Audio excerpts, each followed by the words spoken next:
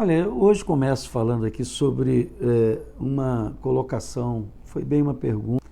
Então, colocar assim, fale um pouco do equilíbrio emocional do ser humano e sua espiritualidade. Esse é um tema bastante abrangente, mas eu posso dizer que eu acho difícil uma pessoa ter equilíbrio emocional sem espiritualidade. É a primeira coisa que eu quero falar. Porque nós sabemos que há muito controle, às vezes, sobre as nossas emoções, sobre a nossa mente, através de medicamentos. Se você for a um médico psiquiatra, ele vai detectar algum problema, ele vai te dar um medicamento para, como a turma diz aí, sossega-leão, né? Porque tem muita gente, eu vou usar esse termo aqui, pirando na batatinha. O que é pirar na batatinha? É quando a pressão da vida é tão grande que a pessoa começa a surtar, né? E ela, de alguma forma, ela começa a extravasar isso com esse desequilíbrio. Alguns percebem, buscam ajuda médica, outros nem percebem, só as pessoas que estão à volta começam a perceber. E a verdade é que essa pressão que nós vivemos na sociedade atual tem gerado muitas pessoas desequilibradas. Você vê que às vezes no trânsito uma pessoa agride a outra por uma bobagem, mas o problema ali não foi aquele problema em si, mas é um acúmulo de situações que vai para a cabeça daquela pessoa e ela começa de alguma forma a extravasar isso e às vezes de forma errada. Muito bem, o que a vida espiritual tem a ver com isso? Tem a ver o seguinte, que quando você tem a vida espiritual, você tem a fonte de equilíbrio melhor do ser humano. O ser humano é composto de corpo, alma e espírito. Corpo eu não preciso falar porque as pessoas, na maioria das vezes, estão muito preocupadas com o corpo. Outro dia eu falei num dos nossos vídeos aqui sobre aparência, né? Mas quando se refere à alma, nós percebemos que há mecanismos humanos, como, por exemplo, a psicologia, a psiquiatria, que cuida disso. Mas, na verdade, bom seria se o homem tivesse a harmonia dessas três coisas, corpo, alma e espírito, sem precisar, obviamente, de medicamento. E há uma maneira.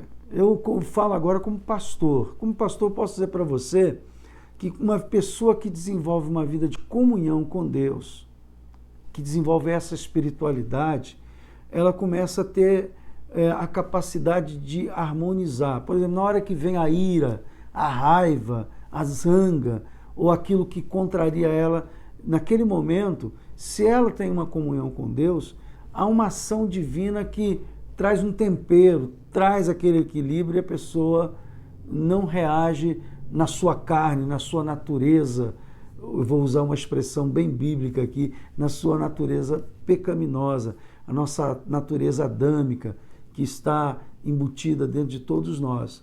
Então, a vida espiritual é fundamental para isso. E se você perceber, as pessoas que buscam e têm verdadeiramente, olha, eu não estou falando de religião não, hein? Eu estou falando de vida espiritual, porque tem muita pessoa que tem religião e não tem equilíbrio, porque a sua vida de comunhão com Deus ou não existe ou é muito pequena. Mas eu estou falando aqui de uma vida realmente com Deus. Então, quando você tem uma vida de comunhão com Deus, o que acontece? O equilíbrio, ele vem e você vai ver que toda pessoa que busca essa comunhão com Deus, ela tem um determinado equilíbrio. Não vou dizer que a pessoa é perfeita, que a pessoa não tem falhas, não é isso que eu estou dizendo.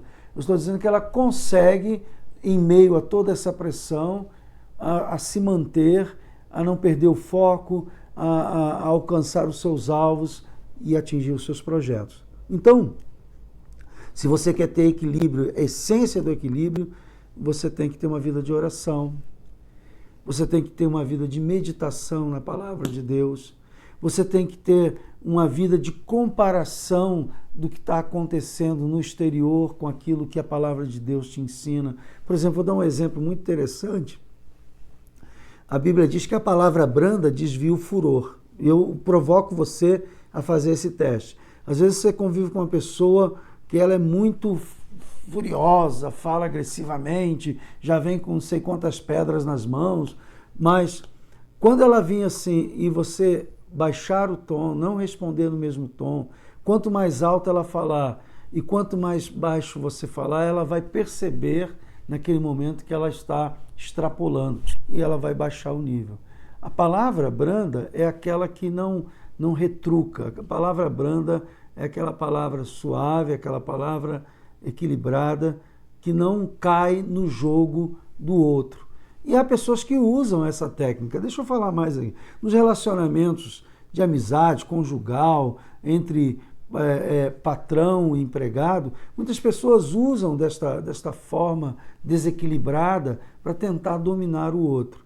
Mas mesmo que a pessoa tente isso com você, ou você esteja fazendo isso com alguém, você vai perceber que não vai ter êxito, porque isso vai causar mais problemas ainda, que não vai aparecer naquele momento, mas que no futuro vai aparecer. Daí vem um descontentamento, daí vem uma traição, daí vem reações que a pessoa não teve naquele momento e que poderá ter em outro. Mas o verdadeiro equilíbrio vem dessa comunhão com Deus. Tá bom?